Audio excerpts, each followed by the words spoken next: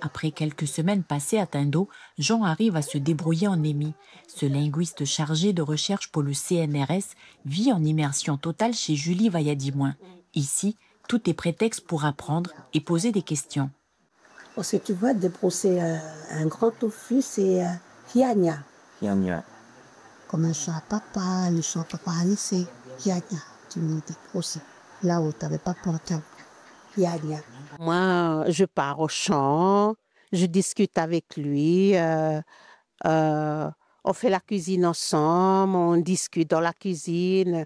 Je leur apprends à faire les choses qui se passent ici à la maison, dans notre foyer. Des fois, il dit des mots qui... on dit que c'est un peu mal prononcé, puis ça y est, on le corrige. Sur la commune de Yengen, le Némi est parlé dans 3 tribus dans Tendo. Muni d'un enregistreur vocal et de son cahier, Jean mène son enquête sous forme d'entretien. Objectif, d'écrire la langue. Concrètement, il y aura un cahier qui va sortir, un petit livre sur comment fonctionne le Némi, comment fonctionnent les phrases et les mots du Némi. À plus longue portée, après, on va pouvoir comparer avec d'autres langues. Si on veut décrire une langue qui est cousine avec le Némi, on aura une base sur laquelle on pourra déjà partir. On peut comparer aussi avec les textes qui existent déjà pour voir comment ça a changé. Donc on met à jour un petit peu la description du Némi. On voit comment le Némi a changé en 50 ans. Par exemple, cheval. Nous ici on dit sovan. Sovan. Tendo et gavache. Mais à Bakulna, hogne. Si quelques évolutions sont à noter ces dernières décennies, le Némi reste une langue conservatrice. Historiquement, les langues océaniennes partagent un ancêtre commun, le proto-océanien, parlé par la civilisation Lapita. Naon, la morve, ça vient du proto-océanien nanak, qui est devenu nak, qui est devenu knak, naon. Donc on peut voir comment ça évolue et on voit des traces de cette histoire que parfois on connaît, parfois on ne connaît pas encore, grâce à ces langues-là, grâce aux langues qui sont parlées ici. Le travail des linguistes est donc utile aux archéologues, historiens et généticiens. Pour mener à bien ces travaux, Jean, qui maîtrise déjà le va-malais, continue d'apprendre le Némi. On n'a pas mis notre t-shirt tout à peine, tant pis. Pour la première fois, un événement créé pour promouvoir la pratique du VA et la santé des femmes atteintes de cancer du sein s'organise demain à Tomo. Déjà, le projet Rame pour la vie soutient depuis plusieurs années les femmes malades en leur permettant de ramer à leur rythme, mais surtout d'être soutenues et accompagnées par toute son équipe. Dans la continuité, VA-ARE permettra à tout le monde de participer à cette démarche. Plus de 80 pirogues de VA sont acheminées, dont cette pirogue, qui doit être emmenée à la pointe de l'artillerie avant d'être remorquée. Là-bas, on a la remorque du club de PC d'Imbéa qu'on a déjà chargé des V6 dessus. Maintenant, on va charger celle-là pour Tomo pour samedi. Et c'est Vaille qui va faire la traversée avec ses coéquipiers. Atteinte du cancer du sein, elle se bat au quotidien pour lutter contre la maladie avec 4 de ses coéquipières. C'est d'ailleurs en son nom que l'événement est organisé.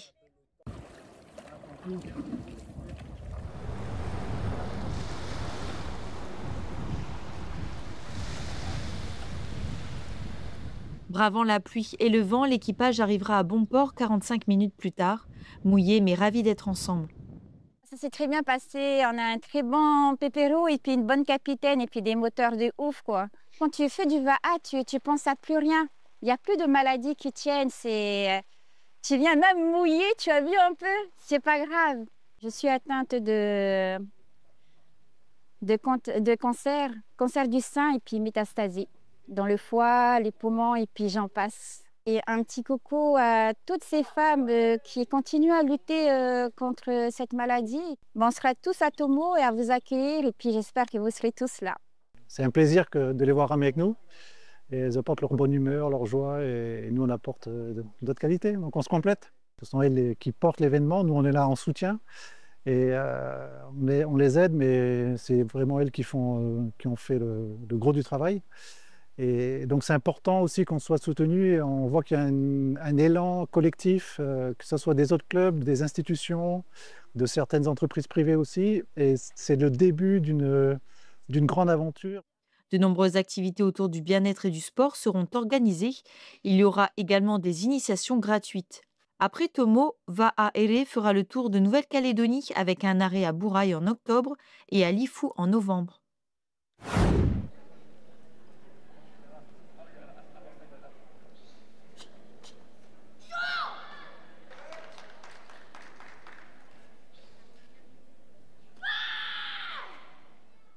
C'est la première fois que Liam participe aux Océanias de karaté. Du haut de ses 11 ans et de ses 4 années de pratique, il a su s'imposer en finale d'épreuve de kata.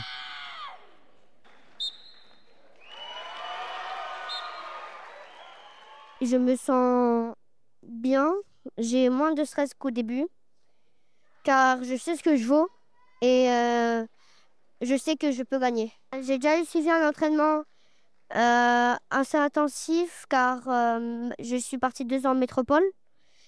Mon coach en France, il m'a bien entraîné. J'ai encore perfectionné ici à Alaka avec Stéphane. Il m'a beaucoup aidé. Je suis contente de représenter la Nouvelle-Calédonie. Je suis contente d'être ici pour montrer que j'ai du niveau.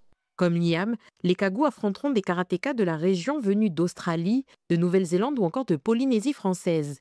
Les Océanias de karaté qui ont lieu tous les 2 ans sont l'équivalent du championnat d'Europe. Un événement incontournable pour les athlètes. Se confronter aux meilleurs de la région, ça permet de progresser, ça permet d'évaluer son propre niveau et c'est indispensable si on veut faire du haut niveau. On a un excellent niveau, rapporté au nombre d'habitants, on est vraiment très bon. On a une magnifique école de formation du karaté. Les Australiens sont très forts aussi, donc ils sont venus en masse, donc clairement...